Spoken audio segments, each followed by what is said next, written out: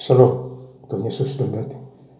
Firman Tuhan pada hari ini, Minggu, tanggal 21 September 2025, yang saya dalam firman Tuhan, Yosua 1 ayat yang pertama, hingga ayat yang ke-18.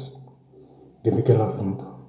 Sesudah Musa hamba Tuhan itu mati, berfirmanlah Tuhan kepada Yosua bin Nun, abdi Musa itu, demikian. Ayat yang 18, setiap orang yang menentang perintahmu dan tidak mendengarkan perkataan apapun yang kuperintahkan kepadanya, jika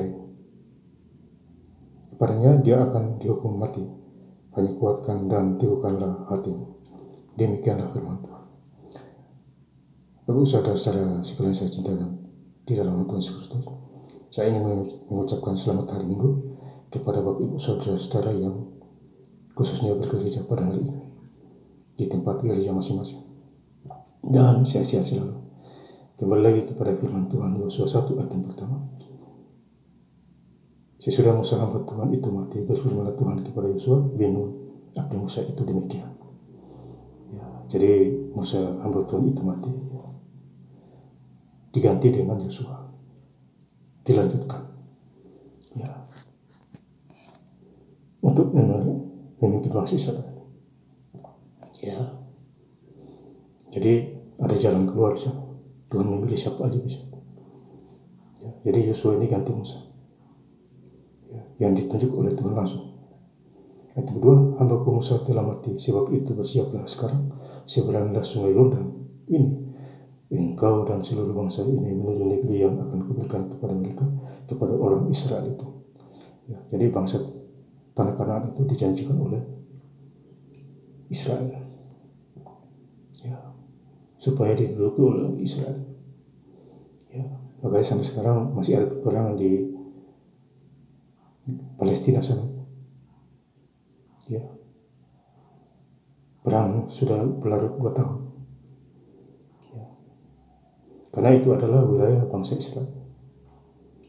Cuma dipakai tangan oleh orang-orang sana itu. Ya, karena ada Hamas di sana.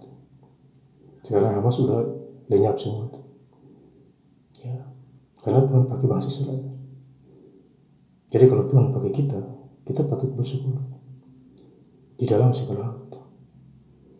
Ya, jadi Israel itu adalah Israel fisik, main fisik. Kalau kita orang rohani, Israel rohani, bukan main fisik lagi. Ya, jadi kita harus memiliki iman yang kuat. Artinya kita berdoa, bukan saling memukul, ya, dan lain sebagainya. Ya, kuasa doa. Ya, jadi Israel itu dia dipakai Tuhan. Ya, perang rohani. Ya, makanya Efesus 6 itu, ya, peperangan roh di sana itu, penghulu dan Yosua 1 ayat yang 3, setiap tempat yang akan diinjak oleh telapak kakimu, kuberikan kepada kamu seperti yang telah kujanjikan kepada Musa. Nah, ini contoh. Makanya di Palestina, Gaza, ya, dan ada 6 negara Arab, Libanon, Houthi. Ya, mereka mau coba-coba menyerang bangsa Israel, tidak bisa. Malah Israel menang terus karena Tuhan di pihak bangsa Israel. Ya, dan wilayah-wilayah di sana bahkan diambil sebagian sesuai firman Tuhan Yosua 1 ayat 3. Diinjak oleh telapak kakimu, kuberikan kepada kamu seperti yang telah kujanjikan kepada Musa. Dan ini firman Tuhan sudah digenapi. Ya. Cuma yang mengerti adalah orang-orang yang hidup dalam Tuhan. Kalau di luar Tuhan mana bisa dia mengerti? Tidak mungkin. Ya, karena pikirannya kotor, dirasuk oleh setan. Ya, demikian juga kita, Bapak Saudara. Kadang hari ini, hari Minggu, kita tidak gereja. Alasan hujan, alasan tidak ada persembahan. Ya, alasan tidak ada baju belum dicuci, itu hanya alasan konyol. Tetapi kalau kita berangkat gereja, itu mujizat terjadi itu. Pertama-tama mujizat kesehatan, sakit penyakit sembuh. Karena Tuhan Yesus adalah dokter dari segala dokter. Ya.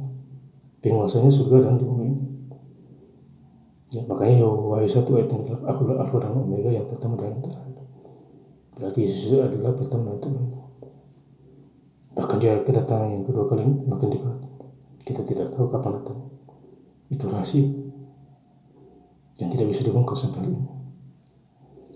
Yosua 1 ayat 3, kuatkan dan teguhkanlah hatimu, sebab engkaulah yang akan memimpin bangsa ini, memiliki negeri yang kujanjikan dengan bersumpah kepada nenek moyang mereka untuk diberikan kepada mereka. Dan ini sudah jelas, ya, peliputan wilayah.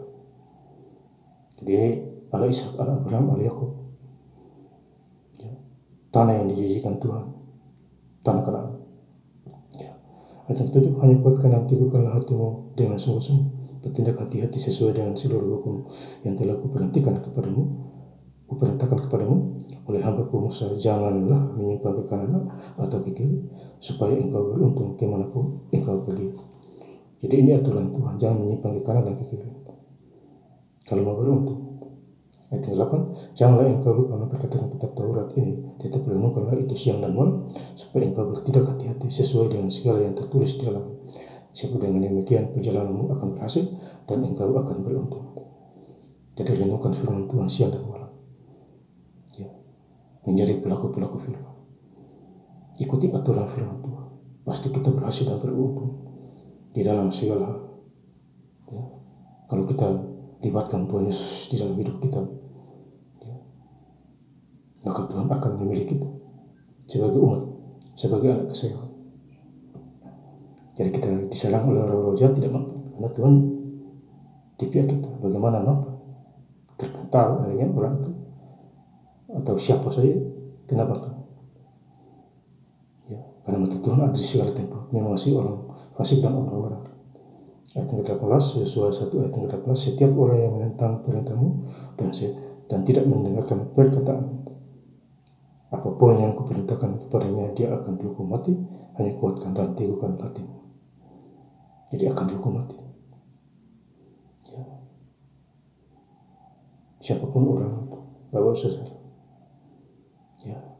Jadi intinya kita harus libatkan Tuhan dimanapun kita berada. Cari Tuhan. Semuanya akan datang sendiri. Berkat jasmani dan rohani.